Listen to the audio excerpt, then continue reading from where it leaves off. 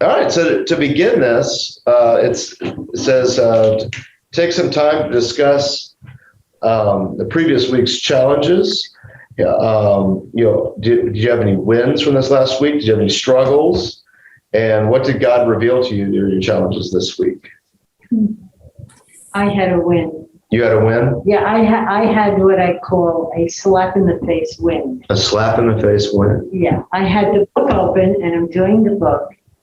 And I had called a person to get some information on the new ministry that we're looking to start. And the person's response was, well, I gave you a list and I'm going on vacation for 2 weeks. So, which was not what I wanted to hear. And the person was very like, so,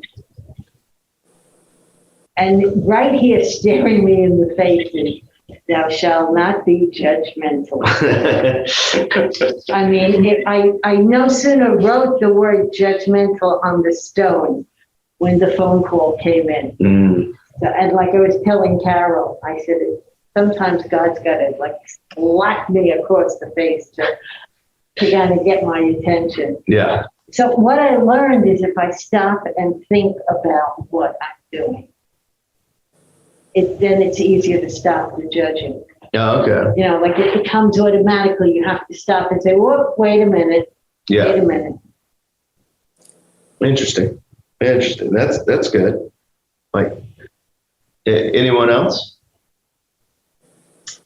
I just enjoyed reading about how forgiveness and mercy are different. Okay. You know, that kind of struck me.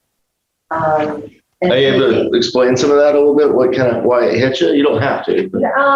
Just that how different it is. And so like when I deal with people, it will change how I deal with them.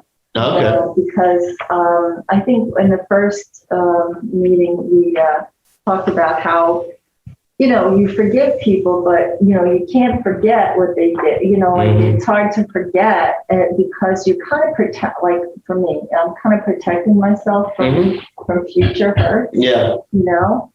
And so when I read today's, I was like, oh, something just clicked for me. And I said, okay, I can deal with these people differently, I think. That's good. That's good.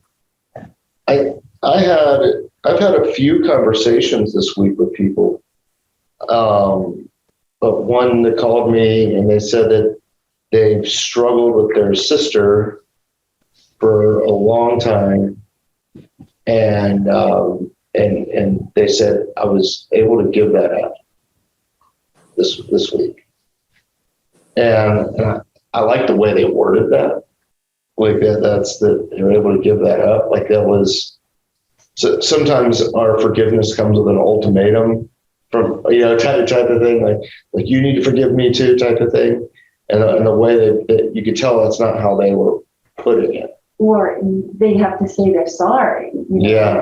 That's kind of always my thing. It's like, well, how do you forgive someone who's not sorry about anything? Yeah. You know, and now that I understand mercy a little bit better, it's like, okay, yeah, all right, I get that. I can mercy, you know, is forgiving someone really that doesn't deserve it, you know, and so it changed it for me.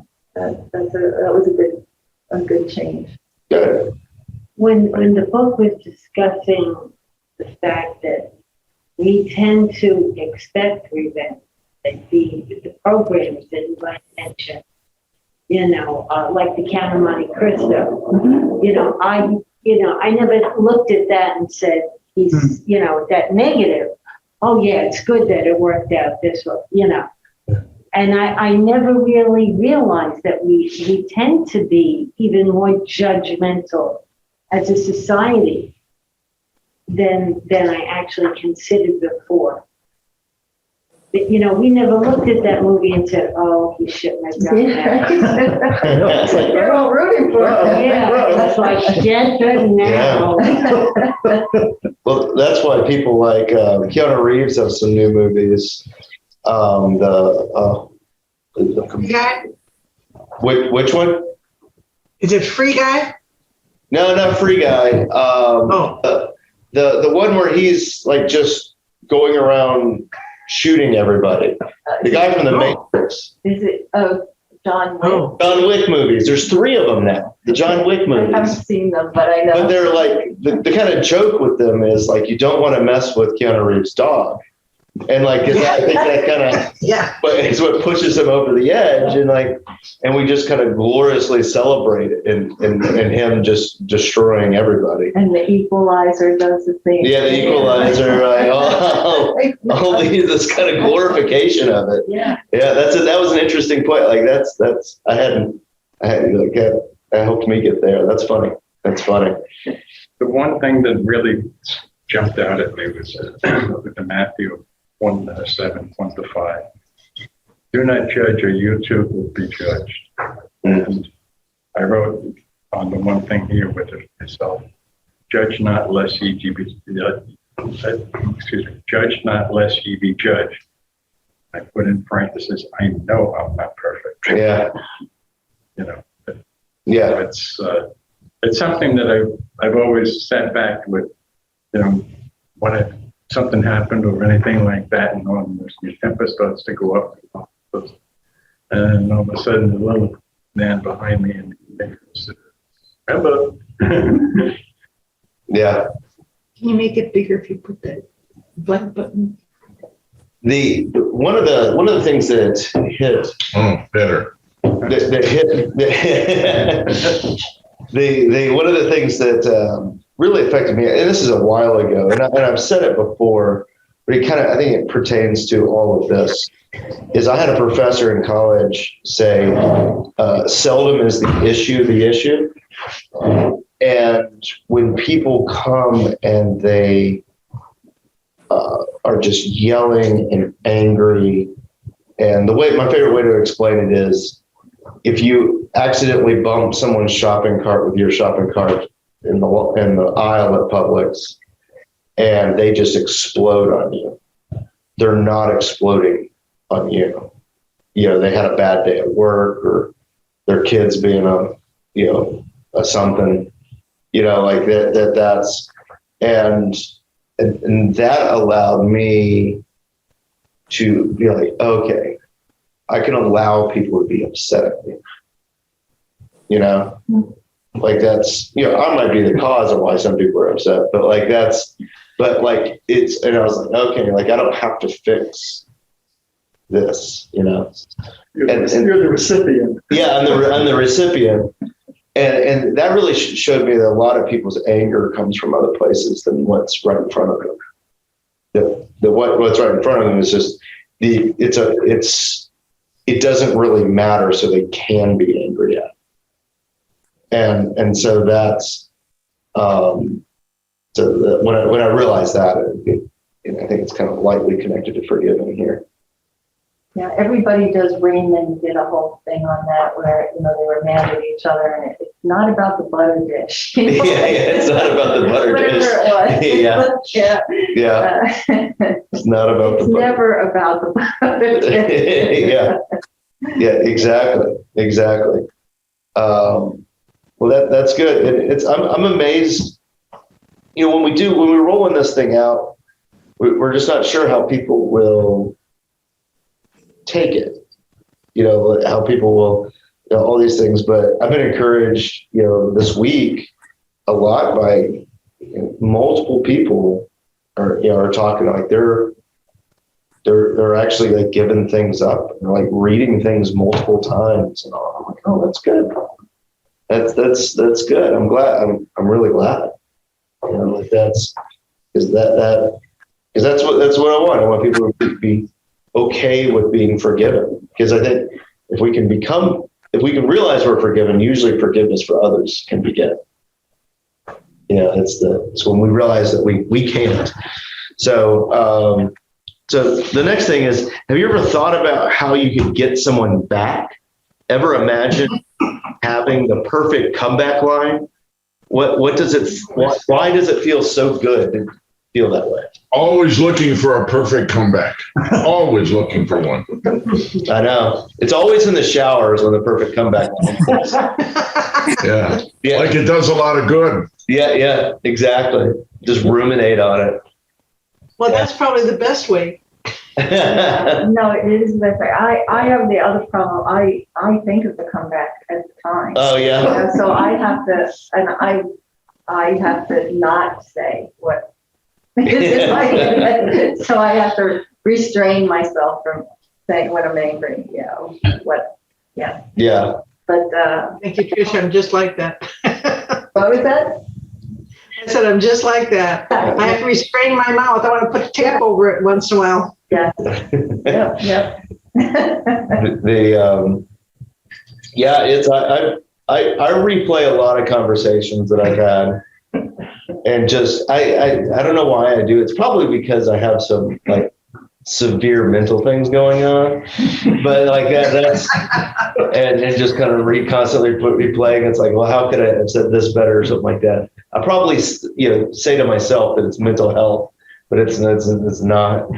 But yeah, I do that. I do that a lot. I think I do it because when we're reliving those arguments, it makes us feel like we're powerful.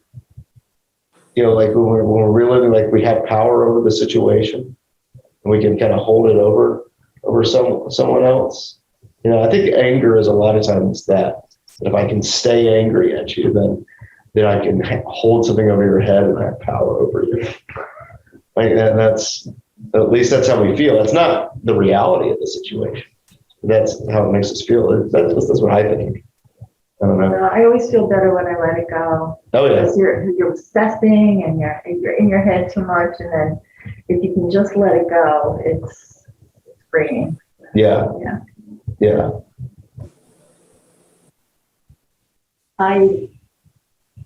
You said that, and I remembered something that happened to me in high school. Oh man. Wow. It's before the world was That was invented. in ancient times. Yeah. I had my eye on this one guy, and we were having a Sadie Hawkins party. So that gave me the chance to ask him. Can you turn up a little bit? So I asked him. Can you speak a little louder, Lee? I asked him if he would escort me to the party, and he said sure. And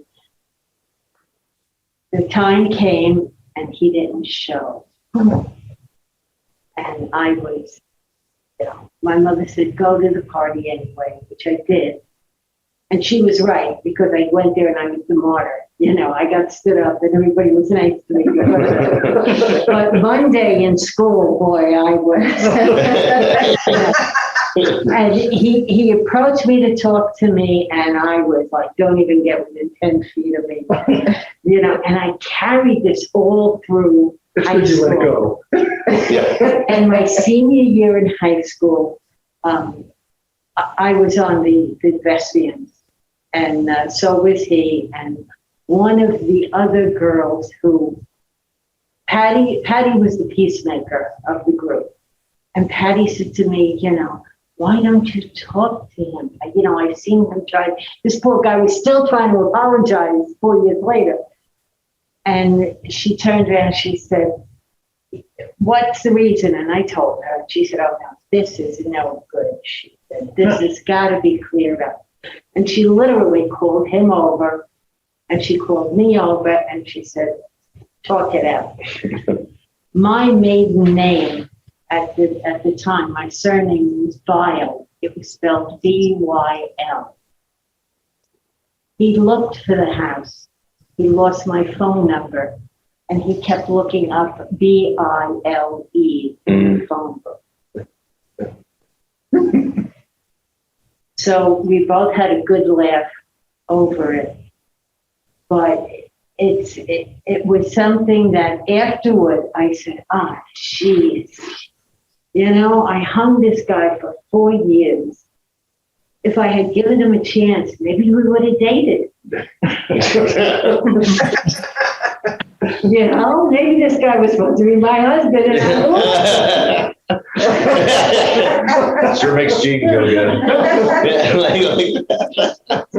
But, that, it stopped me. It made me stop and think then that maybe you've got to let the person say what they got to say.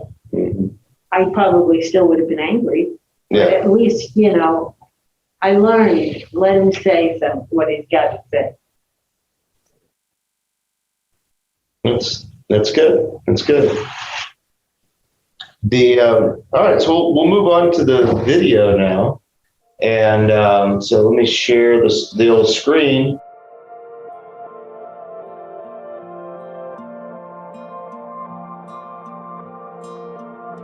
So I love vacations. In fact, this past summer, my family who's from Florida went on a huge road trip.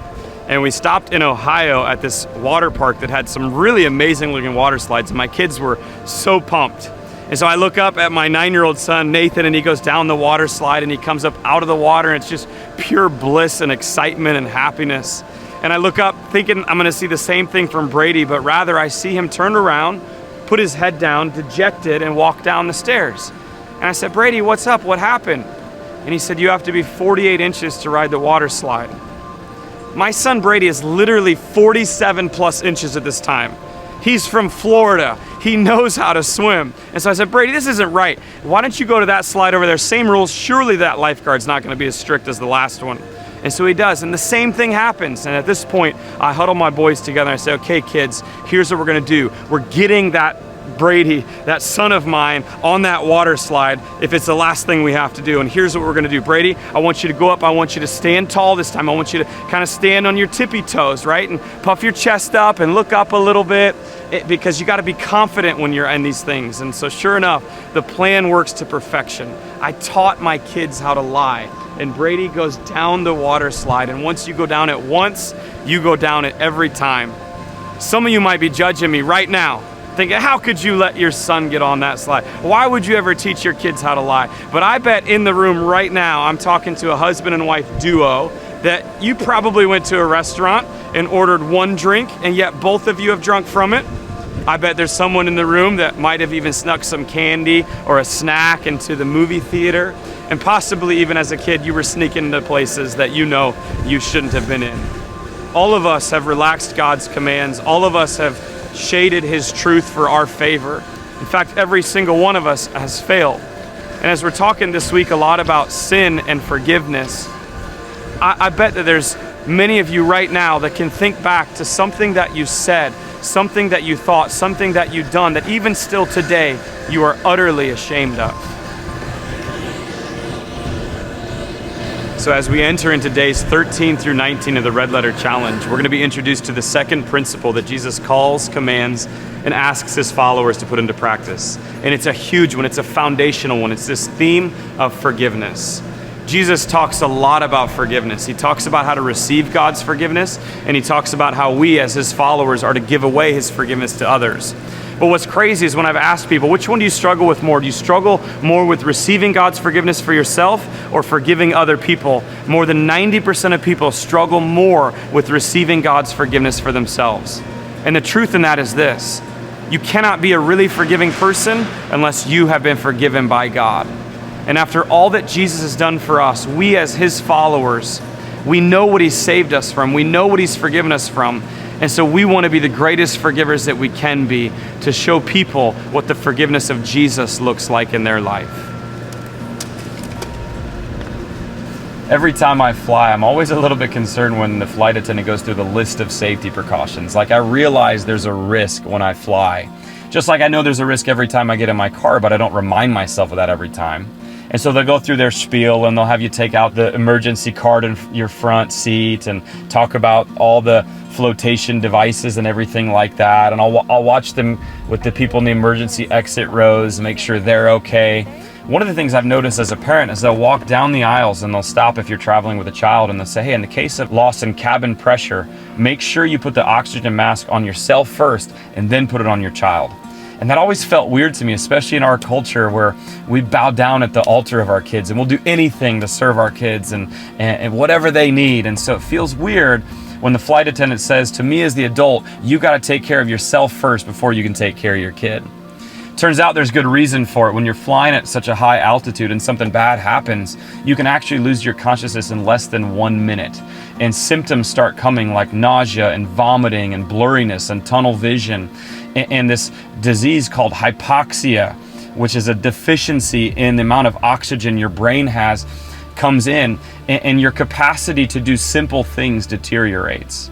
And so you have to put it on yourself first in that first minute. It's so important so you can not only save yourself, but save your child. I think forgiveness is very similar. Many of us are walking around, and yet we're walking around with unforgiveness, and the devil wants to keep that on you.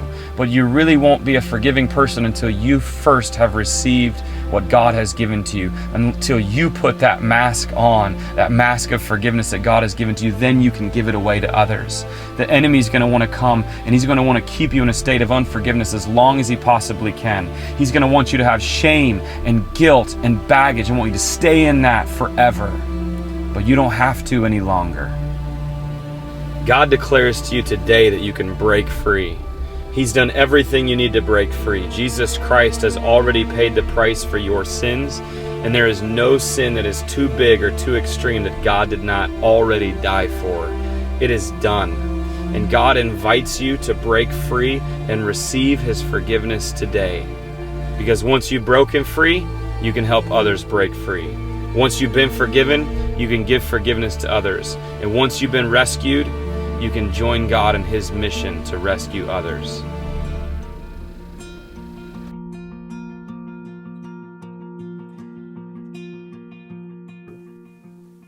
And we're back. So this has some questions for us to go through. It doesn't have any Bible stuff, but I'm going to bring in some Bible stuff here in a little bit, kind of monitoring the time. But it asks us to define forgiveness.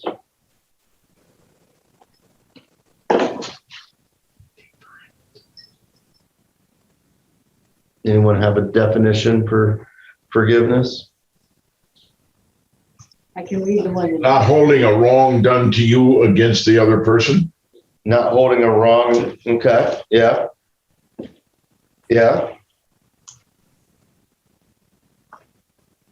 Did you want to read something, Wayne? No. Okay. Oh, okay.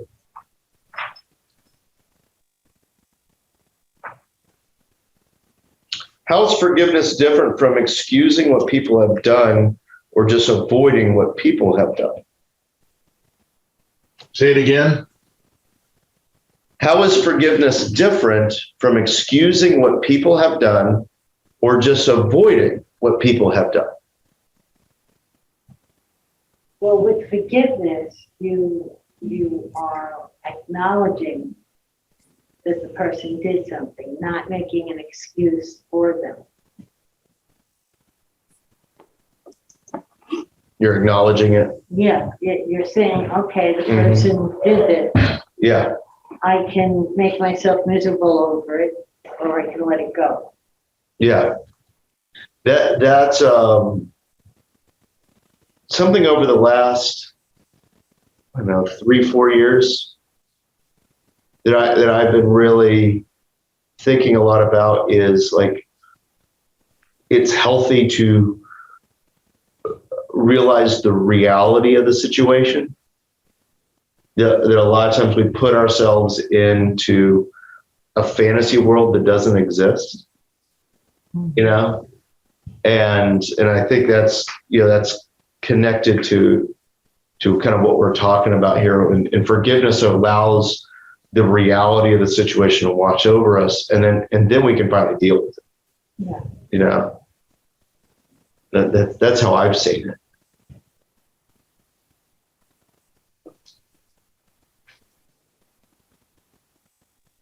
Why would you choose not to forgive someone? Why do you think you would choose not to forgive somebody?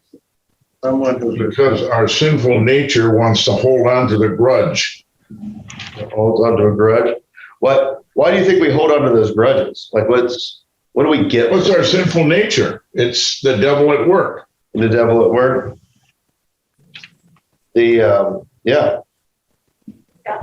I think you're right when you say if we get to hold something over the other person. Yeah, we get to hold over. Yeah, you did this. Remember you did this. Yeah, You know, now and we can feel remind guilty. ourselves of that. Yeah, feel guilty now that you did this. I apologize. Lee just said she apologizes to Gene. But I think that's true. Like, a place that I really see this a lot, and this will sound weird, is pastor circuit meetings. My circuit meetings, because you have retired pastors. All right, retired pastors are either the devil incarnate or amazing. Like all these things, and there are a lot that you can tell that they're trying to make up from some deficiency in the past. Oh. And they want us to desperately make it up for them. Does that make sense? Yeah. And Everybody has deficiencies. yeah, like that's but they want us, and they'll get very angry if we don't do things that they're suggesting or things like that. It's very unhelpful. Like that's. But then you have guys that are just, you can tell they're free, and they just enjoy hearing about what's going on, and they'll offer some like, hey, like, have you thought about this or something like that? But it's all from the guys that help. It's not. And that's from my perspective, like, it's like, oh gosh. And it has allowed me to be like, what does it take for me to be a retired pastor like these guys and not like these guys, like that's where I'm viewed as helpful and not nasty, like that's one thing that I see. Yeah, and so that's I don't know. It's this section that they cut out on the video. Is this the section I'll cut out of the video? Well, it's actually, our circuit's not too bad here. My circuit in Arkansas there's a lot of retired guys in that one, and some of those guys. I had I've had about 3 people that's tried to get me fired over the years, and a retired pastor was one of them. No. And like all of that. That's it's kind of funny that I've had a lot of people that's tried to get me either reprimanded or fired. But Well, Chris, in a lot of cases, that's jealousy. yeah, I think that's part of it, like that's definitely like jealous. And I think they're just looking around and they can't. I think it's all wrapped up in there together. That there's something that happened to them where they weren't as successful as they thought they should have been, or Right. and I think that's what you're kind of hitting on with the jealousy there, and that's and so And that's their defensive mechanism. yeah. Well, that they're not accepting the younger generation ministers coming up with their way of doing things versus the retired ones who were locked into one direction, and that's if everybody doesn't follow their way, they're not doing it right. Yeah. Page 5 and 15 is an example.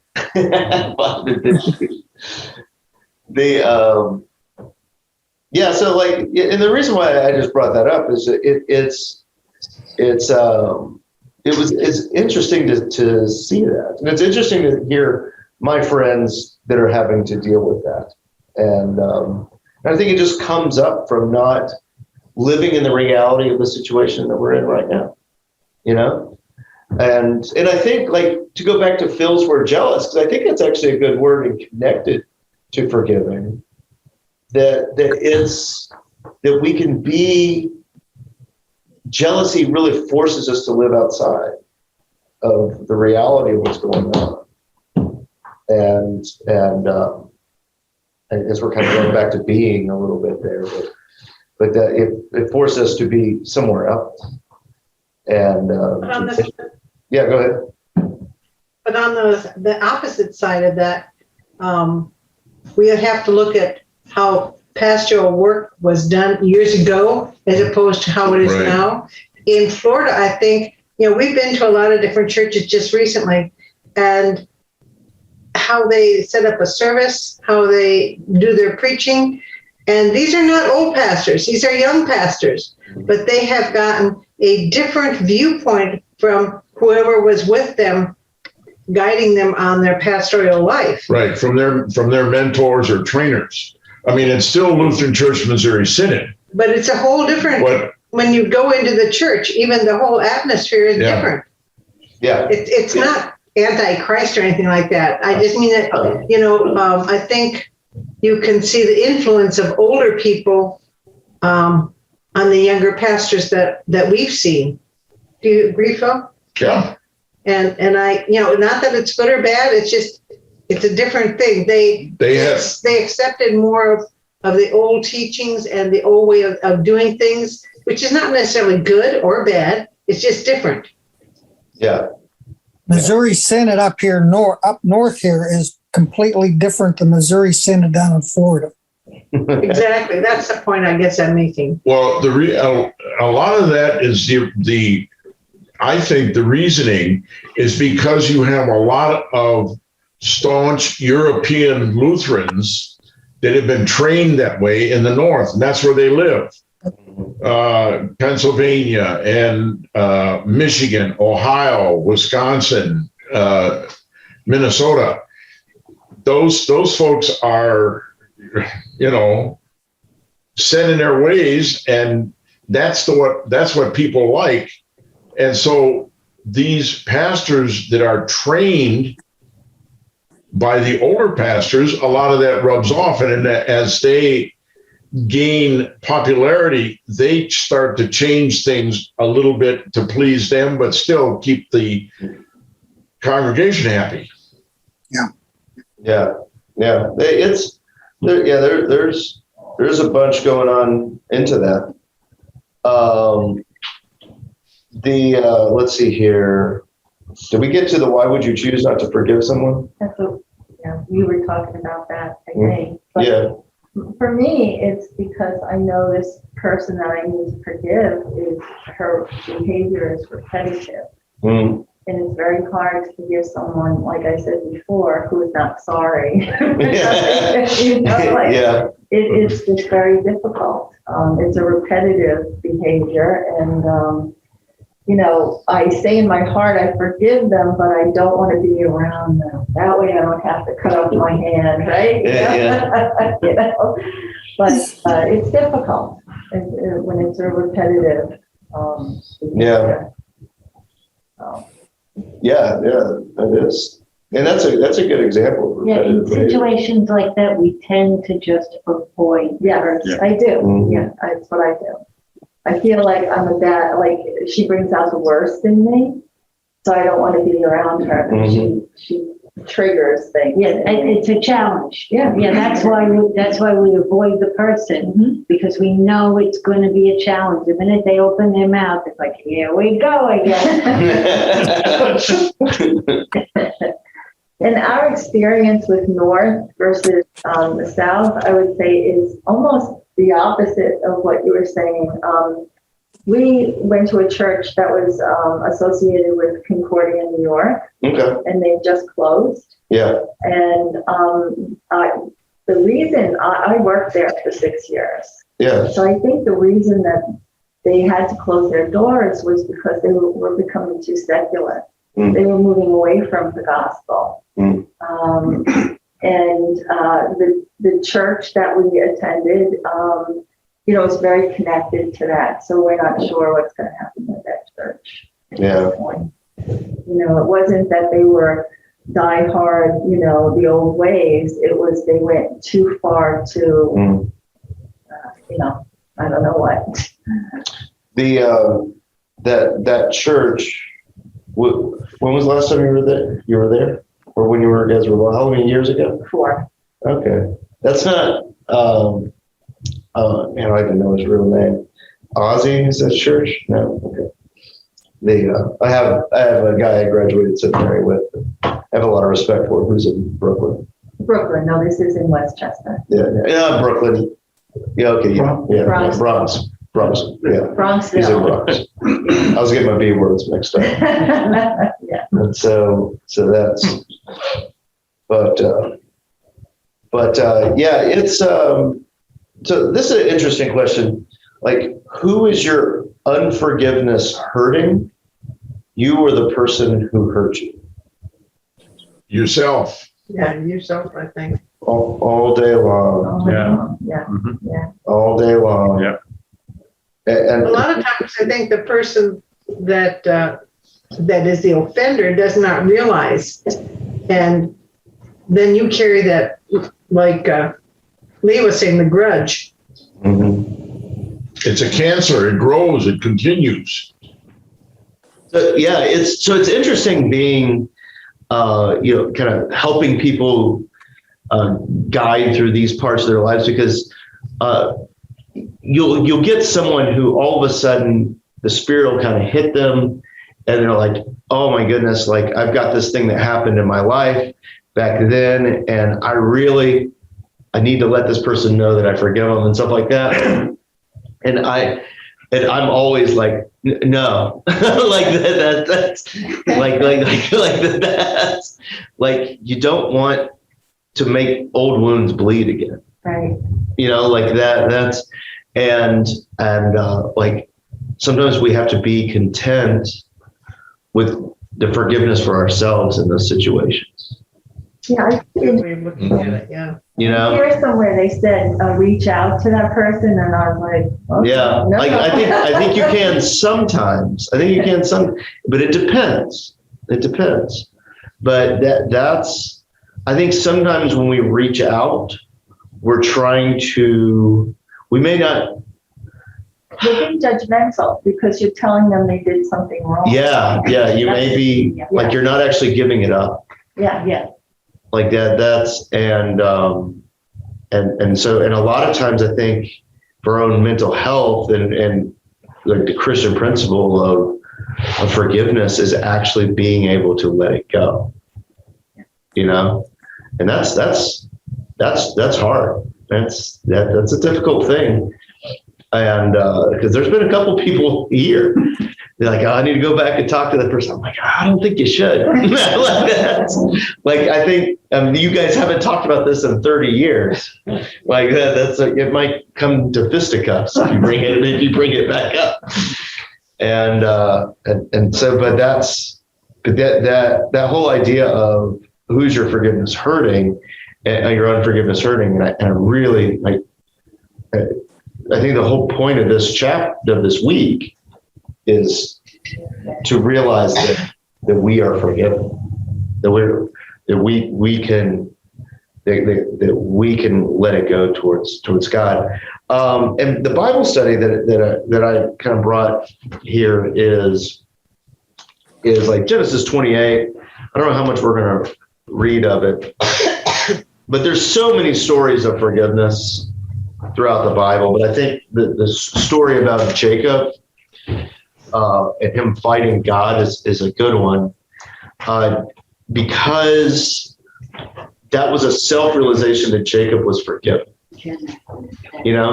And that forgiveness really comes from the midst of a fight with God.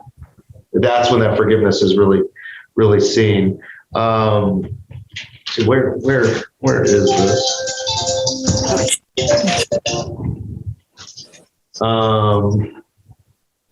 So basically the idea, and I've talked a lot about Jacob and all that over time, but Jacob's nasty his entire life. He's just a jerk.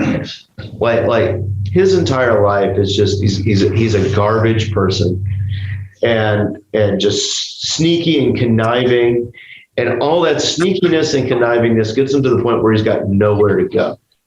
And the only thing he can do is, it's like when someone's phone rings, right?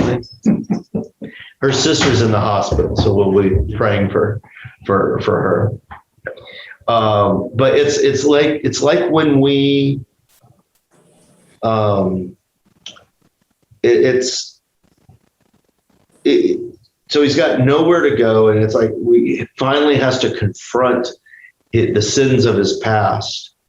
And you could tell he's riddled with guilt, because as he's having to face his brother, who he stole the birthright from, he stole all this stuff from, he's sending waves of his fortune in front of him, trying to butter up his brother, right? He's just sending, like, here's all the goats, here's all the cows, here's all this, here's all that. Like, there's one wave after another, until finally he sends his wives and his children across, and he's left alone. And like, where? I'm trying to look for this. It's not 28. There it is. It's 32. It's 32. Genesis 32. And I'll just kind of read this. 32 verses 22 and kind of following. And so Jacob's gift, this is verse 21. So Jacob's gifts went ahead of him, but he himself spent the night in the camp. That night, Jacob got up and took his 2 wives, his 2 female servants, his 11 sons, and crossed the ford at Jabbok. After he had sent them across the stream, he sent over all of his possessions. So Jacob was left alone, and a man wrestled with him until daybreak. I love how fast this story goes. And a man wrestled with him till daybreak. When the man saw that he could not overpower him, he touched the socket of Jacob's hip, so that the hip was wrenched as he wrestled with the man. Then the man said, "Let me go, for it is daybreak." And Jacob replied, "I will not let you go unless you bless me." And the man asked him, "What's your name?" So Jacob answered. And the man said, "Your name will no longer be Jacob, but Israel, because you struggled with God and with humans and have overcome." And Jacob said, "Please tell me your name." They replied, "Why do you ask me my name?" Then he blessed him there. So Jacob called the place Peniel, saying, "It is because I saw God face to face, and yet my life was spared." And the sun rose above him as he passed Peniel, and he was limping because of his hip.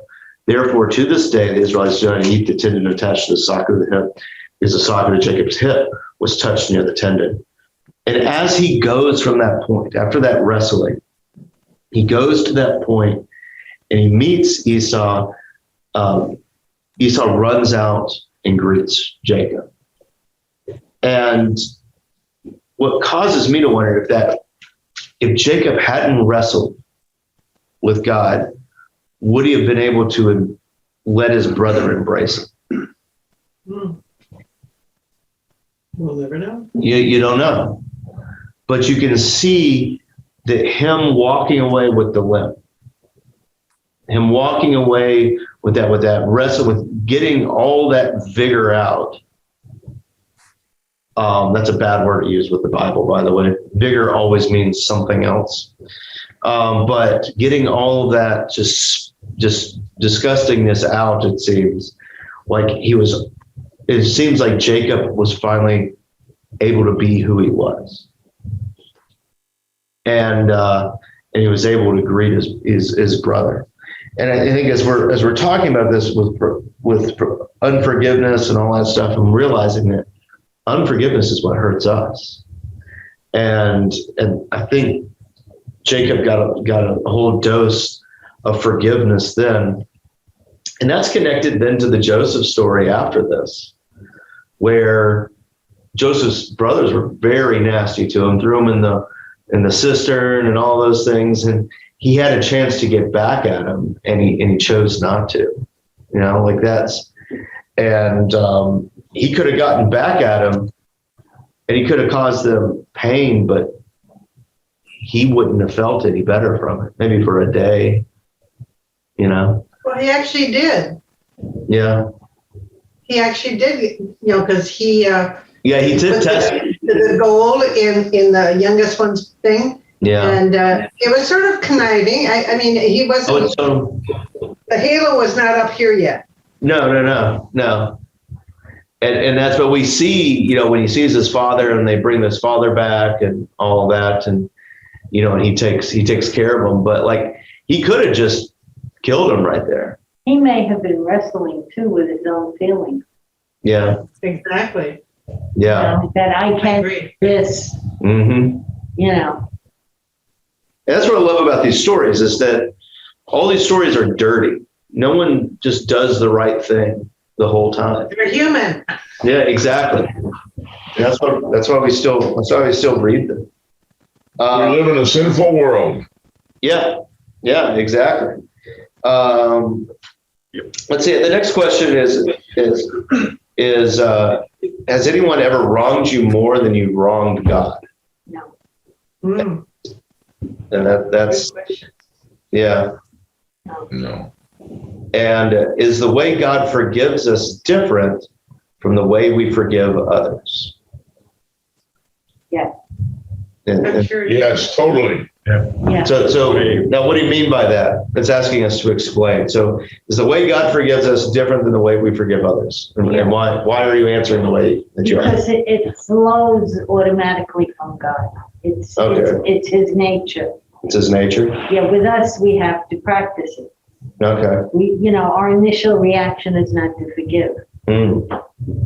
Yeah. So we have to learn how to. Yeah. Where with I can't imagine a God who it just flows from him. His forgiveness, his mercy, that's his essence. Whereas we tend to hold on to things. Yeah. It's unconditional. From Yeah. God. Unconditional. We always have conditions. And so when we are, could you say, like, more in line with the Spirit's guidance, like we automatically become more of a forgiving. Yeah. That's kind of how I hear what you guys say. It becomes less of a I have to do this and more of a it comes automatically. Mm-hmm. Ooh, I missed it this time. Yeah. Because that's I can't remember if he says it in the book or not, but I think he may have said something like this in the video. But I don't think we're forgiving people to get on God's good graces. I think sometimes we treat it that way. It's like, oh, well, like God already is doing everything for us, and he has already forgiven us. And so we are forgiving others, so that they can experience that love, at least through us. That's okay. That may be serving us this week. And I think that's a big line in this week's sermon. Oh, that's it, because it's already written. Let's see here. Is it harder? Do you guys agree that it's harder to forgive yourself than to forgive others? What do you think? Not a right answer with that. Is it harder to forgive yourself or forgive others? Yes. We have to go. Oh. Yes. Yes. It's both hard, right? Mm-hmm. It depends on the circumstances. Depends on the circumstance. Yeah. I can see times where there was no forgiveness for me, and other times when the forgiveness for the other just automatically, they back the truck up twice and I still forgive them, Yeah. We tend to be more critical on ourselves than we are other people too. Mm-hmm. I think, and I never have a good way of wording this, but I really think that we believe that everyone will treat us as harshly as we treat everyone else in our own minds. It's like, oh, if that person does that to me, something like that. I don't have a good way of putting that, but it's like we know how we feel about things in our own minds, and that what, I don't know if this is making any sense or not. I don't think it is. It's not a well-developed thought. I've been working on it for a while. It's not developed.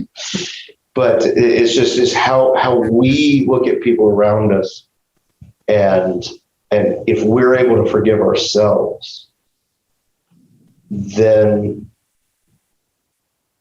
maybe we can start having compassion on the people around us. That type of thing. Yeah, I mean, I think that's more in line with where I'm trying to get to, because like, and where that's really coming from is if a lot of people just get angry recently. Not recently, it's been around for a long time, but just get angry, and they have a list of what acceptable behaviors and beliefs are. And if you fall out of that, they just get angry at you. And I kind of wonder if some of that is them struggling with their own beliefs, with their own ability to fit into that mold of how they're defining perfection. And they're actually kind of yelling at themselves as they're yelling at the world. I don't know if that makes any sense enough. This is where I see it a lot. We'll go back to pastor analogies. If there's a pastor out there that is constantly talking about how bad homosexuality is, like, you better watch out for what they're doing. Like, that's my general rule. Like, that's because it seems like we often preach at ourselves with our most anger and vitriol. Yeah, we can identify our own faults in somebody else like that. Yeah, and that's and I think being able to see the forgiveness in ourselves will take that venom out of us. I don't know if that makes any sense.